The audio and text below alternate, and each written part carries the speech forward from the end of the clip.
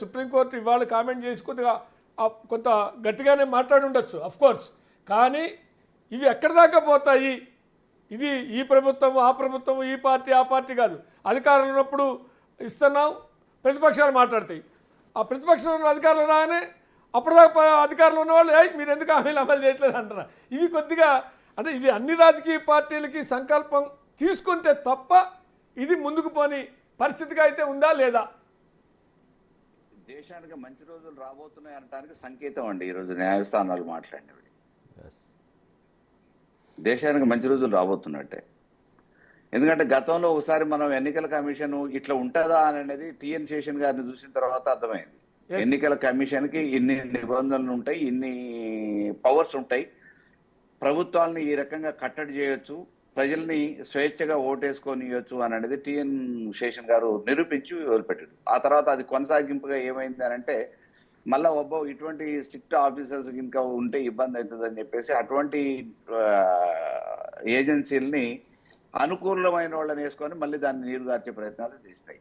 సరే ప్రభుత్వాలు ఎవరన్నా రానివ్వండి, ఆ స్థానంలో ఎవరన్నా ఉండేవాడి, అది ఏ స్థాయిలో జరిగినా. ఆ తర్వాత ఈరోజు చూస్తున్న తర్వాత దేశంలో నిజంగా కూడా ఈ ఉచితాలు అనే పేరు మీద అధికారంలోకి రావడం కోసం ఒకళ్ళకొకళ్ళు పోటీలు పడి హామీలు ఇస్తూ ఉన్నారు అన్ని రాజకీయ పార్టీలు, అవి ప్రాంతీయ పార్టీలు కానీ జాతీయ పార్టీలు కానీ.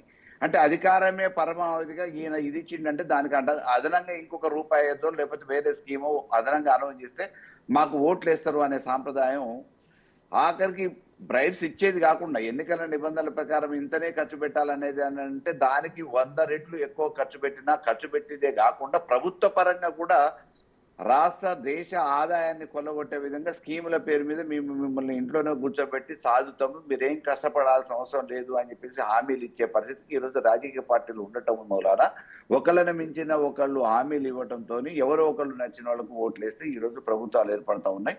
అది చేస్తురా చేయట్లేదా, మళ్ళీ హామీలు నెరవేర్చలేదని ఇంకొకళ్ళు వైపు చూస్తున్నారు అనేది ఒక భాగం. కానీ ఈరోజు నిజంగా న్యాయస్థానం ఆ రకమైన ఒక నిర్ణయానికి వచ్చి జనాలు ఈరోజు ఇబ్బంది పడుతున్న దేశంలో ఆర్థికంగా పుట్టబోయే బిడ్డకు కూడా నెత్తి మీద అప్పు కాదండి ఈరోజు. ఎగ్జాక్ట్లీ. ఇంకా పుట్టట్లే, భూమి మీదకి రాకముందే ఆ కడుపులో ఉన్న బిడ్డకి ఈరోజు దేశంలో అప్పు, వాళ్ళ నెత్తి మీద ఇంత అని అప్పు ఉంది. ఇటువంటి పరిస్థితులలో మన దేశ భవిష్యత్తు ఏంది, యువతరం ఏంది? మనకు అత్యంత బలమైన శక్తి యువతరం. ఏ దేశానికి లేనంత భారతదేశానికి ఆ యువత శక్తి ఉంది. ఈ యువతని మనం మామూలుగా రెట్టింపు స్థాయిలలో పనిచేయించుకోవాలి, వీళ్ళకున్న తెలివితేటలను ఉపయోగించుకోవాలి, వీళ్ళ శక్తి సామర్థ్యాలు ఉపయోగించుకోవడానికి స్వయం ప్రాతిపదికన ఉపాధి ఉద్యోగ అవకాశాలు ఇవ్వాలి, ఇతర అవకాశాలు ఇస్తే ఈ దేశం అభివృద్ధి చెందుతుంది. ఈ దేశంలో ఉత్పత్తి అయ్యే వస్తువులను వేరే దేశానికి పంపించవచ్చు, ఆధారపడాల్సిన అవసరం లేకుండా అనే పరిస్థితి కాకుండా ఇక్కడ చదువుకున్న వాళ్ళు వేరే అవకాశాలు లేక విదేశాలకు పోతున్నారు. ఇక్కడ చదువు చెప్పడానికి ప్రభుత్వం కోట్ల రూపాయలు ఖర్చు పెడుతుంది. ఆ కోట్ల రూపాయలు ఖర్చు పెట్టి తెలివి నేర్చుకున్న ఆ విద్యార్థులకు ఇక్కడ అవకాశాలు లేక వేరే విదేశాలకు పోయి వాళ్ళ మేధస్సుని వేరే దేశాలకు ఇచ్చే పరిస్థితి వస్తూ ఉంది. కాబట్టి వీటన్నిటిని ఒక ఉచితాలు అనేటివి బ్యాన్ చేయడంతో పాటు దేశానికి పనిచేయగలిగిన నాయకత్వం ఉండాలి, ముందు చూపుతోనే ఆలోచించగలిగిన నాయకుల్ని మనం ఎంచుకోవాలి. దానివల్ల దేశ భవిష్యత్తు బంగారు భవిష్యత్తు ఏర్పడుతుంది, భావితరాలు బాగుపడతాయి అనే ఒక ఆలోచన ప్రజల్లోకి ఓటర్లోకి కూడా చైతన్యవంతం తీసుకొచ్చే ఒక ఆలోచన ఎప్పుడు వస్తుంది అంటే నిజంగా కూడా ఏ రాజకీయ పార్టీ కూడా ఉచితాలు అనేది హామీలు ప్రకటించొద్దు అనే ఒక కట్టుదిట్టమైన రాజ్యాంగమో లేకపోతే చట్టమో వచ్చినప్పుడు మాత్రం ఎగ్జాక్ట్లీ అంటే దానికోసం ప్రణాళిక చేయాలి.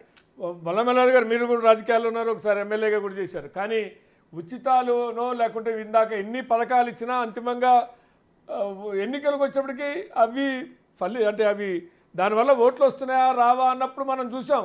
హుజురాబాద్ ఎలక్షన్, బై ఎలక్షన్ ఒక ఎగ్జాంపుల్ కావచ్చు, జనరల్ ఎన్నికలు ఎగ్జాంపుల్ కావచ్చు. అనేక స్కీమ్స్ అనేక ప్రభుత్వాలు చేస్తున్నా ఇవాళ ఒకప్పుడు అట్లా కాదు, ఒకప్పుడు ఊరికి కావాలనేవాళ్ళు, ఆ తర్వాత ఇంకేదైనా అనేవాళ్ళు. ఇప్పుడు అకౌంట్లో డబ్బులు పడితేనే అది ఉచితం అనుకుంటున్నారు. ఇప్పుడు ఫ్రీ బస్సు వాళ్ళకి అది పెద్ద అది ఉచితం అనుకోవట్లన్నా. నేను కూడా అధ్యయనం చేశా. ఫ్రీ బస్సు అనేది 3600 కోట్లు ప్రభుత్వం ఖర్చు పెడితే అది ఉచితంగా వాళ్ళకి ఏదో లాభం జరిగిందని అనుకోవట్లేదు. ఒకటి రైతు రుణమాఫీ జరిగితే కూడా లాభం జరిగింది అనుకోవట్లా, అకౌంట్లో డబ్బులు పడ్డదాన్నే లెక్కలోకి తీసుకుంటున్నట్టు కనపడుతుంది.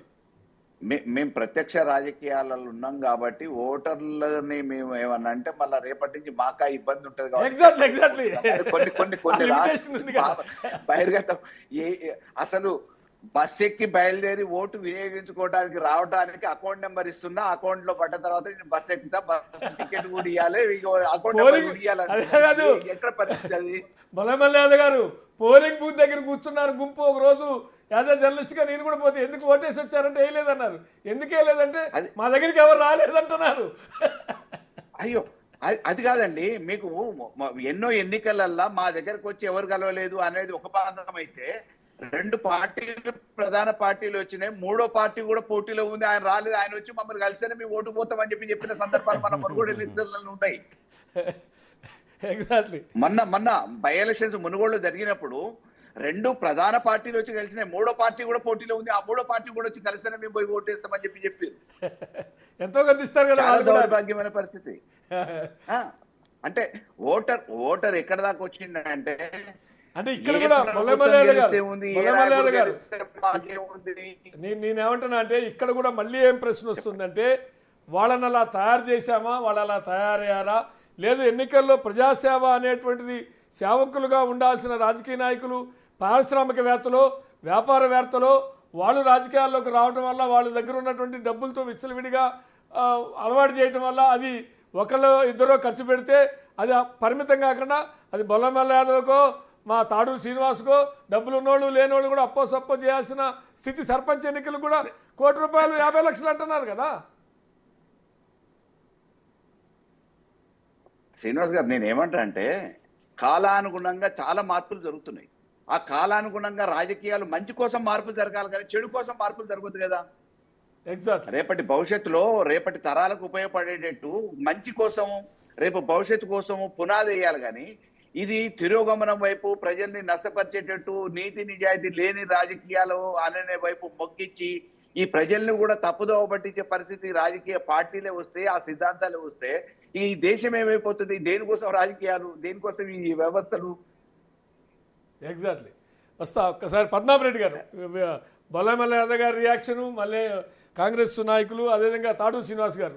అంటే ఇవాళ ఉచితాలు అనేటువంటివి, వెల్ఫేర్ స్కీమ్స్, ఉచితాలు రెండింటికి మీరే స్టార్టింగ్లో చెప్పారు కొంత అంటే కొంత సన్నని ఒక విభజన రేఖ ఉంది అని. ఇవి ఎక్కడ దాకా పోయినా అంటే డబ్బులు అకౌంట్లో పడితేనే సాటిస్ఫై దగ్గరికి వచ్చేసినాయి. వెల్ఫేర్ స్కీమ్స్ కూడా పరోక్షంగా అవి సహాయం చేస్తాయంటే పెద్దగా ఫీల్ కావట్లేదు. ఇప్పుడు $200 యూనిట్లు ఉచిత విద్యుత్ అంటే అది అకౌంటబిలిటీగా కనపట్ల వాళ్ళకి. మాకేమి ఇచ్చారు అనేది చూస్తున్నట్టుగా అనిపిస్తుంది నా అబ్జర్వేషన్.